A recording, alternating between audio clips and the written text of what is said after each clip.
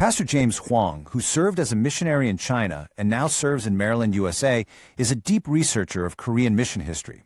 He delivers his book, Remember and Repay 52-Week Mission Meditations every week, and this is the mission history for the fourth week of January. And that brings us to the story of a man whose life was so deeply woven into the fabric of Korea that even in death, he would find his way back. We're going to dive into the incredible legacy of Samuel Moffett, a life defined by conviction, forgiveness, and an impact that has lasted for generations. You know, sometimes a single date can feel like it defines a person's entire story. For Samuel Moffett, that date was January 25th. It's a date that marked not just the day he was born, but also the very beginning of his amazing journey in a land that would become his life's great work.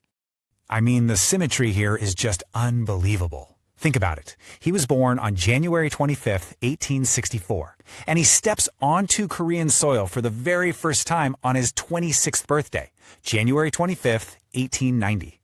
It's just incredible. This timeline really gives you a bird's-eye view of a life packed with dedication, conflict, and, in the end, a final return home. So, how did it all get started? Well, after arriving, Moffett didn't just settle down in Seoul. No, he was a true pioneer. He went on several evangelism tours, and by 1893, he'd made a huge decision. He was going to focus his work on Pyongyang. Now, Pyongyang was a city with deep historical roots, and it was also the place where another missionary, Robert Thomas, had been martyred years before. Moffett's way of doing things was different. A lot of the early missionaries were pretty cautious, but Moffett took a much bolder path. He was all in on direct, open-air preaching, taking his message straight to the people, right there in the streets.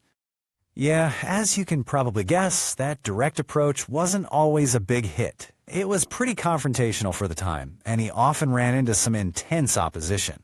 And we're not just talking about quiet disapproval. We're talking about open hostility and ridicule. This resistance would soon lead to a really famous and dramatic incident. During one of his sermons, that hostility turned violent. A young man in the crowd named Lee Ki-pung picked up a stone and threw it, striking Moffett and leaving him bloodied.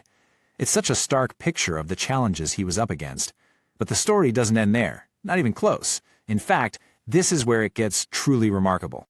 In one of those turns of history you just can't make up, Lee Ki-pung, the man who threw the stone, had a profound change of heart. He eventually converted, became a pastor, and was later ordained as the very first Korean missionary sent abroad by the Korean church. The attacker became an apostle. It's just an incredible story of transformation. Moffett's vision went way beyond just his own preaching. He knew that for the church to truly put down deep roots, it needed Korean leaders. So, he got to work on building a lasting foundation for that future. And this was a very deliberate, step-by-step process. It started small, back in 1901, with just a single theology class for local church leaders. 2 years later, it became official. The Pyongyang Presbyterian Theological Seminary was founded, with Moffett as its first president. Then, in 1907, they hit their first major milestone. The impact of that first graduating class, all 7 of them, was just immense. Han Sok-jin went to Japan, Gil Seonju became a key figure in a massive revival movement. And look who's right there on the list, Lee Ki-pung. The very same man who once threw a stone at Moffett was now a graduate, becoming the first Korean missionary to Jeju Island. And that legacy didn't stop in 1907. The school Moffett founded became this incredible source of church leaders until it was forced to close. But its spirit, its mission, that lives on. It actually laid the groundwork for 2 of South Korea's major theological universities today. But Moffett's conviction wasn't just about theology. He turned into a passionate advocate for the Korean people, especially as they faced more and more oppression under Japanese colonial rule.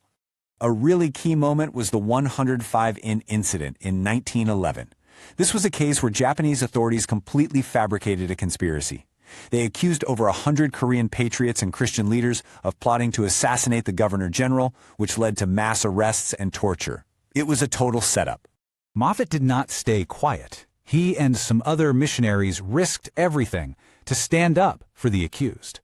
He protested directly to the colonial government, he condemned the brutal torture they were using, and, so crucially, he reported the facts back to the church in the United States, bringing international attention to the injustice. After dedicating his entire adult life to Korea, Moffett's time there came to a really unjust and sudden end. This final chapter of his story is one of sorrow, for sure, but, well, it eventually finds a beautiful sense of closure. Even after he officially retired at age 70, he stayed in Korea. But his final stand was against the Japanese policy of forcing everyone, including Christians, to bow at Shinto shrines. For taking that stand, for resisting, he was forcibly deported in 1936. Just 3 years later, he passed away in California, an ocean away from the people and the nation he loved so much. For decades, that seemed to be the end of the story, a legacy of service that ended in a painful exile. But then, all those years later, came the year 2006, and a final, poignant chapter was written. In this incredibly powerful and symbolic act, nearly 70 years after his death, Samuel Moffett's remains were brought back to Korea. He was laid to rest on the grounds of the university that carries on the legacy of the Pyongyang seminary he founded. After a lifetime of service and a painful exile, he was finally home. And that leaves us with this final thought. His body returned, yes, but his legacy in the churches, the universities, and the generations of leaders he inspired, that had never really left. It makes you wonder, what does it truly mean for a legacy to come home?